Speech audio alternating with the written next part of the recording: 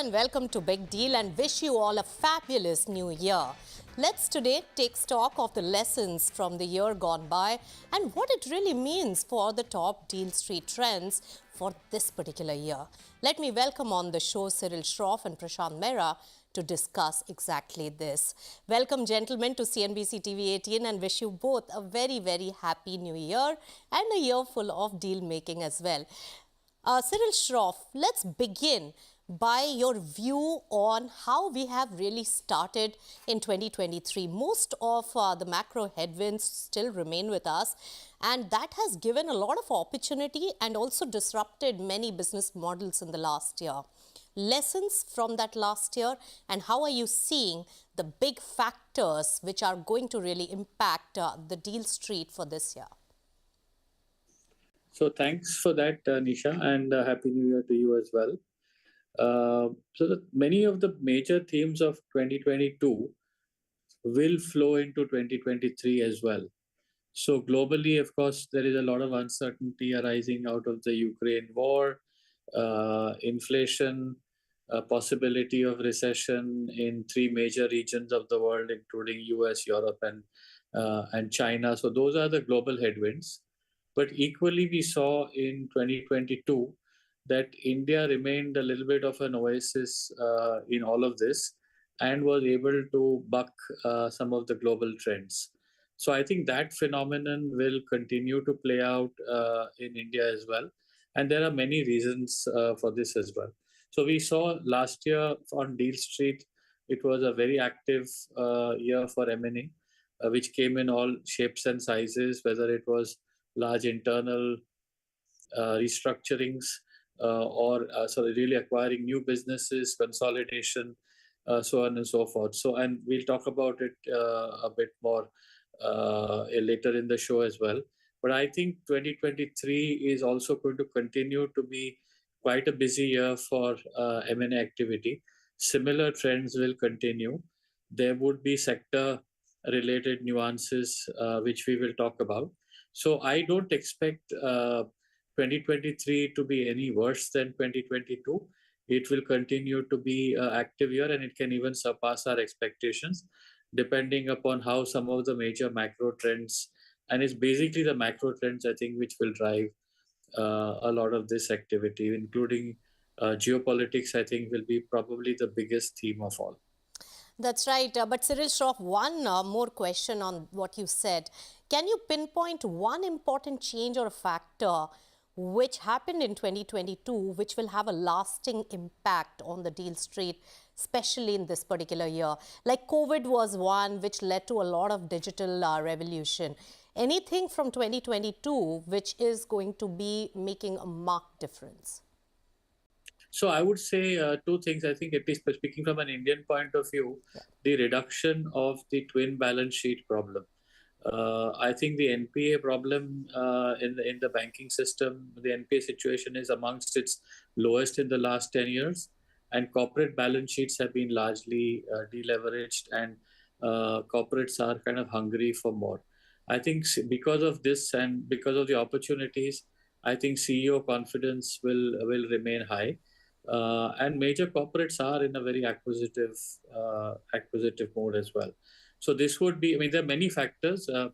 This is the one I think is going to play an important role in Deal Street. Right. So major corporates are in very acquisitive mode. This would be my biggest takeaway from whatever you have mentioned, Cyril Shroff. So Prashant Mehra, that should give us a lot of confidence on the deal street for this particular year. You are the author of a detailed report, which we are revealing now, the findings of that on the deal street in the last year and the future outlook for this particular year. $127 billion worth of deals, and in volumes it ramped up. It went up by 47%, but in terms of value, value it was higher, but in volumes it was lower. And I would say it was one particular merger which really pushed up the number. How would you ascertain the last year, and do you think that this year will be a beat of the last year? Jeff, thank you for having me, and Happy New Year to both of you. I think as far as 2022 is concerned, it's been a year full of revelations. we can conveniently break the year down into H1 and H2, as we like to call it in the report. And if you look at H1, it's been a record number of years, whichever record number of deals, whichever way you look at it, whether it's value or volume. 80% of the work on deals really happened in the H1 of this year, whether you look at it from a M&A perspective or a private equity perspective. The last 6 months have been more of a wait and watch cross sectors, across various mediums of deal making, whether it's IPO, whether it is M&A, private equity, or cross border. So clearly, the last 6 months have been extremely subtle. I think now we will probably see the trend reversing, where we will see about, according to me, 5 elements of new deal making emerging in the first 6 months of 2023. A few themes that I believe will be very strong. First is consolidation. Balance sheets are strong. Corporates have been conserving cash for the last 6 months, and now they will go in for those consolidations. Could be actually forward integration, backward integration, even left and right integration for that matter. Private equities will focus on funding these consolidations as well, because that's always looked at as an alternate means of financing. Distressed asset M&A should be something to watch out for, both from a global as well as India perspective. I think cross-border, which has been extremely subdued in the last year or so, will again come back. And I think finally, from a sector perspective, while tech-enabled sector will continue to be the most popular deal-making sector, but I think a new sector may also emerge with increased consciousness, especially post-COVID, which is ESG. I think a bunch of all these factors, with India continuing to demonstrate extremely strong macroeconomic factors, will bring a pleasant 2023. And as Mr. Shroff also mentioned, 2023 should possibly be much higher. We may see less number of, as in lower valuations, but in terms of volume is concerned, I think we'll probably surpass 2022 as well. Right. So very, very interesting, those trends that you mentioned, actually, Prashant. Cyril Shroff, Prashant mentioned one interesting bit, new emergence of a sector, which the market always looks out for, and the first movers get that advantage. And I know a lot of pockets have been working on the ESG theme.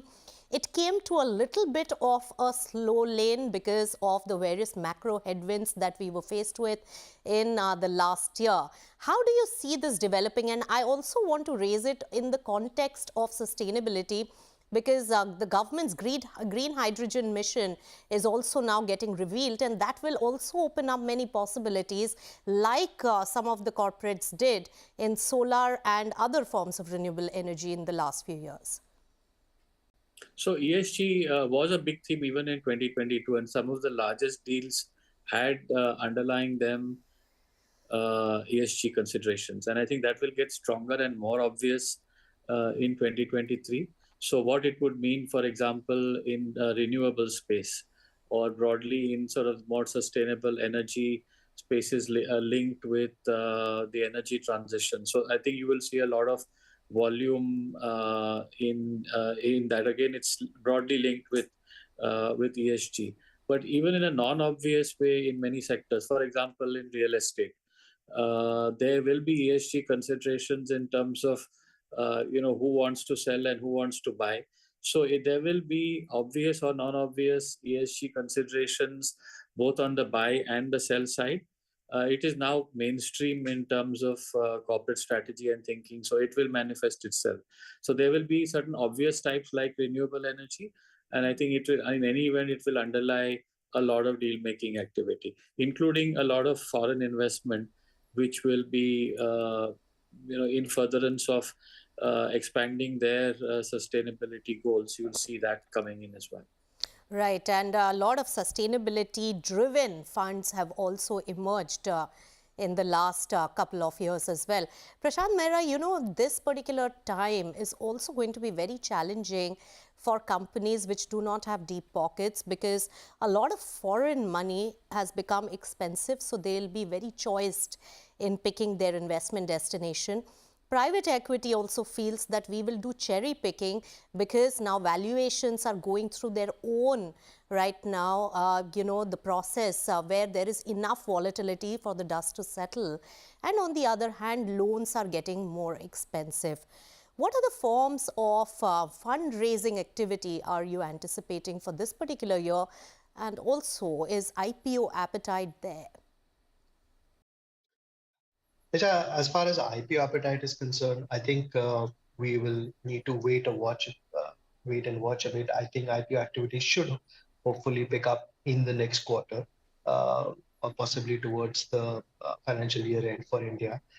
As far as means of funding is concerned, debt cost is increasing, but at the same time, the gap between debt and equity is reducing. So from that perspective, as I mentioned, for consolidations, private equity will be looked at as a very important element of funding, since acquisition financing is not allowed in this country. Yes. Foreign money should also play. I mean, whenever there is a recession, it frankly means that there is a recession for a particular economy, but there is money always available. I think a lot of money will get diverted towards India. And that should become the means of financing for a lot of companies, again, in the form of consolidation. Private equities, IPOs, as well as cross-border foreign money coming into India will probably be the three biggest bets. And as I mentioned earlier, since distressed M&A is also something Yes. that will become attractive, funds which specifically fund such transactions will also find a lot of appetite. Right. Cyril Shroff, you've done so much work on the distress side, and Prashant mentioned that. How soon before we see the resurgence and importance of IBC come back, in your view, especially with corporate finance becoming a little bit of a constraint because of interest rate rising? So we're already seeing this. IBC, I think, is slowly coming back. There are a variety of reasons. One is on the kind of buy side, there is increased appetite, and there are more targets that are coming up for resolution as well. So it's an existing theme. What we need to watch out for and look forward to actually is how the process gets streamlined and becomes more efficient. The biggest problem with IBC related resolution, including buyouts, has been the sheer inefficiency of the process. So, but I'm seeing the early signs of very conscious thinking on restructuring of the process, simplification, and the policymakers are working hard at it. So, in a nutshell, I think the IBC theme is very much back. All right, so IBC to watch out for, but there are many, many more themes that are going to develop on the deal street for the year 2023. We'll pick on those when we return after a very short break on Big Deal. Stay tuned.